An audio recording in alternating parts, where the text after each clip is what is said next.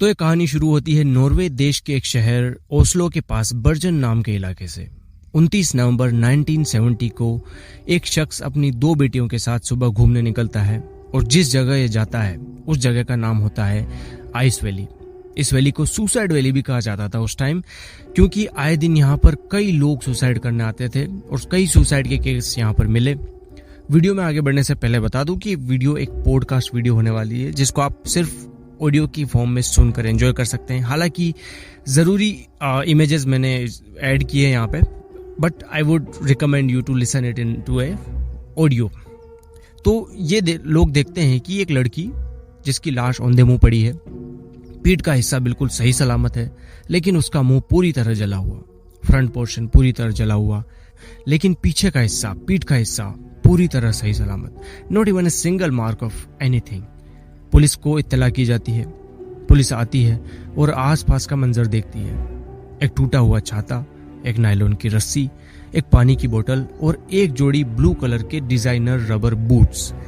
लेकिन हैरत की बात यह कि किसी भी आइटम के ऊपर कोई लेबल नहीं, कोई ब्रांड का निशान नहीं और कोई ऐसी इंफॉर्मेशन नहीं जिससे अंदाजा लगाया जा सके कि ये चीजें बिलोंग कहां से करती है। इवन बोतल, बूट और कपड़ों से भी लेबल गायब थे। तो जाहिर सी बात है कि इस औरत का नाम पता होना तो दूर की कौड़ी ठहरी। तो पुलिस इस लेडी को एक रैंडम नाम देती है इस वैली के नाम पे, इस्डल वेमन। अब तफ्तीश शुरू होती है, सभी तरफ जांच की जाती है इस उम्मीद से कि शायद कोई सुराग मिले, कोई सिरा मिले, कोई क्लू मिले जहां से शुरुआत की जा सके, एक स्टार्ट लिया जा सके। लेकिन 3 दिन बीत जाते हैं, कोई सुराग नहीं मिलता। 3 दिन के बाद बर्जन रेलवे स्टेशन पर एक सूटकेस मिलता है, एक लावारिस सूटकेस जो कि कई दिनों से यहाँ पर पड़ा हुआ था। सूटकेस को खोला जाता है, कई चीजें मिलती है सूटकेस में, जिसमें टाइम टेबल था, मैप थे अलग अलग कंट्रीज के, विग थे, मेकअप किट था, एक एक्जिमा की क्रीम की ट्यूब थी, कपड़े थे, पैसे थे, कई करेंसी थी, नोटपैड था और एक चश्मा था। जब इस चश्मे के ऊपर मिलते हैं कुछ फिंगरप्रिंट्स, तो पुलिस टीम इन फिंगरप्रिंट्स को मैच करती है उस लड़की की लाश के फिंगरप्रिंट के साथ और इत्तेफाकन ये दोनों फिंगरप्रिंट्स जो है मैच कर जाती है, जिससे ये एस्टेब्लिश हो जाता है कि ये जो कपड़े थे, ये जो सारी एक्सेसरीज थी, ये जो नोटपैड थी, ये करेंसी थी, ये सारी चीजें थी, ये उस लड़की की है जिसकी लाश उस वैली में मिली है। यहाँ पुलिस को लगता है कि उनको वो सिरा मिल गया है जहां से वो तफ्तीश की शुरुआत कर सकते हैं।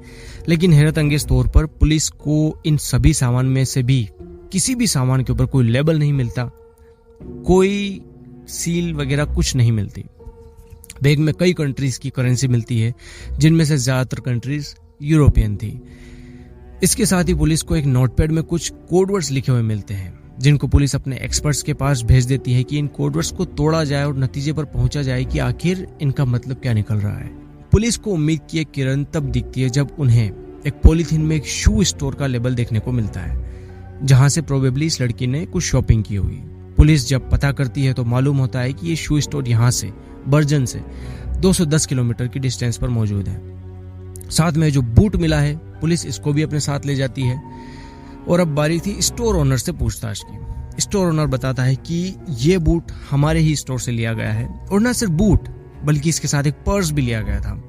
पुलिस के कहने पर वो लड़के का हुलिया बताता है, लड़की की हाइट बताता है जिसका उसको अंदाजा था, और कहीं ना कहीं ये दोनों चीजें जो है उस लड़की की शक्ल उसकी हाइट से मैच करती है। और हैरत अंगेज तौर पर पुलिस जब ये देखती है कि ये शख्स उसकी हूबहू पहचान कर पा रहा है, उस लड़की का जो चेहरा जिस तरह से इसने बताया है, उसकी हाइट जो बताई है, तो पुलिस को शक भी होता है कि ये इतना एक्यूरेसी से कैसे बता पा रहा है।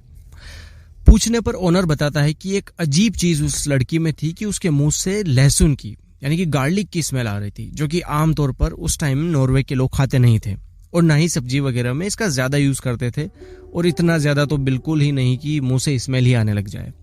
अब पता किया जाता है कि आसपास ऐसे कौन से रेस्टोरेंट है जहां पर लहसुन का यूज किया जाता है। तो पता चलता है कि ऐसे टोटल 7 रेस्टोरेंट है जहां पर ये लड़की ठहरी थी और खाना खाया था और उनकी होटलों में रुकी थी। तो इन टोटल 7 होटल्स के नाम निकालकर बाहर आते हैं, सभी होटल्स पर पूछताछ की जाती है। अब नॉर्वे में उसी वक्त ये सिस्टम था कि कोई चेक इन करता है तो उसके डॉक्यूमेंट्स भी साथ में ले लिए जाते हैं, सो दैट इन फ्यूचर कोई इंसिडेंट होता है, कोई अनहोनी होती है तो पता लगाया जा सके कि ये शख्स कौन था उसके डॉक्यूमेंट को देखकर। अब पूछताछ में पता चलता है कि ये लड़की सभी होटल्स में 7 अलग अलग नाम के साथ रुकी थी, 7 अलग अलग पासपोर्ट के साथ रुकी थी, 7 अलग अलग करेंसीज के साथ रुकी थी। जाहिर सी बात है कि लड़की की आइडेंटिटी को छुपाने की कोशिश की गई थी।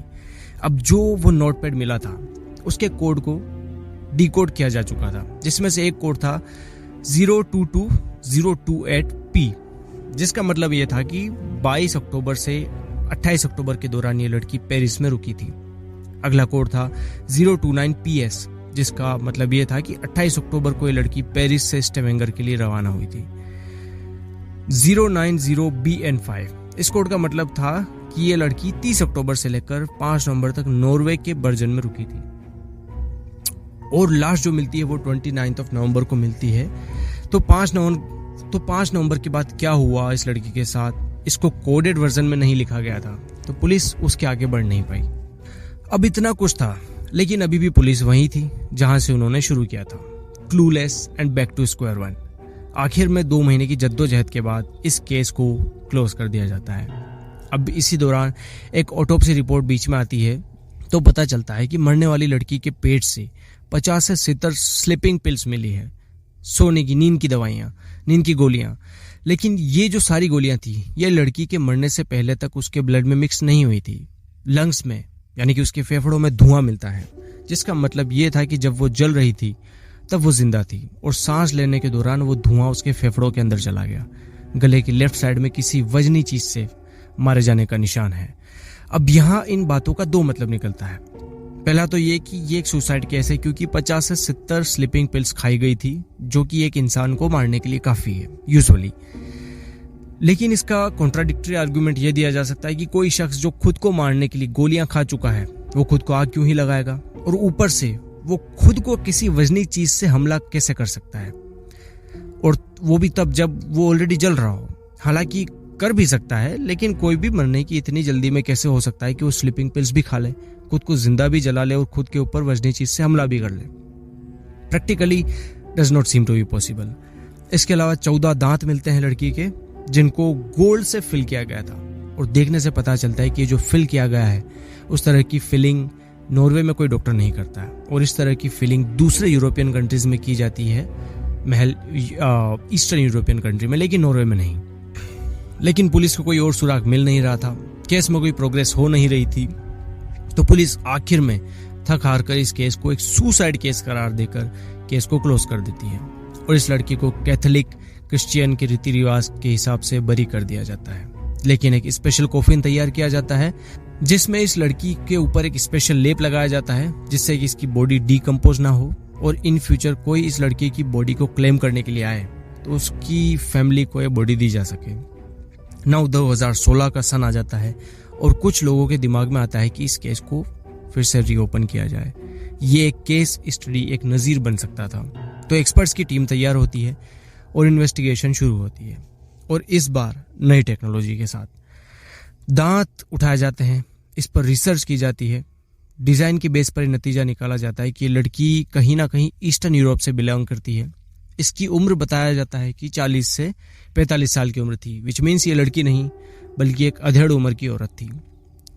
ऑक्सीजन स्टॉप एनालिसिस टेस्ट से पता चलता है कि ये लड़की किस जगह का पानी पीती थी, किस तरह का खाना खाती थी। डीएनए के बेस पर मिलान की जाती है, इंटरपोल के डीएनए डेटा को लिया जाता है, लेकिन किसी का डीएनए इतना क्लोजली मैच नहीं करता जिससे कि इस लड़की का रिश्ता एस्टेब्लिश किया जा सके किसी भी पर्सन के साथ। अब कुछ लोग इस कंक्लूजन पर पहुंचते हैं कि ये लड़की प्रोबेबली एक जासूस थी, और क्योंकि नॉर्वे एक स्कैंडिनेवियाई कंट्री जो कि रशिया के काफी करीब, और उस टाइम जो कि यूएस और रशिया में कोल्ड वॉर चल रहा था, वो बात किसी से छुपी है नहीं।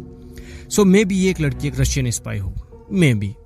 दूसरी थ्योरी ये कि शायद ये लड़की एक कैरियर हो जो किसी जासूस के लिए खबरी का और कैरियर का काम करती हो, और कुछ लोगों का मानना था कि ये किसी स्पाई एजेंसी से बिलोंग करती थी। लेकिन कुल मिलाकर नतीजा ये निकला, इस सारी बात का लब्बोल हुआ कि लड़की किसी न किसी तरह से स्पाइंग से जुड़ी हुई थी। केस फिर भी सोल्व नहीं हो पाता है, लोग फिर खाली हाथ ही रहते हैं, और ना ही कोई आज तक इस डेल वुमेन की बॉडी को क्लेम ही करने आया। 50 साल से ऊपर हो चुके हैं, लेकिन आज भी इस डेल वुमेन एक पहेली है जो अब तक नहीं सुलझी, और शायद ही कभी सुलझे। हो सकता है कि आने वाली पीढ़ी में कोई इसे सुलझा सके। Only time will tell. Thank you so much. See you in the next one. Have a nice day.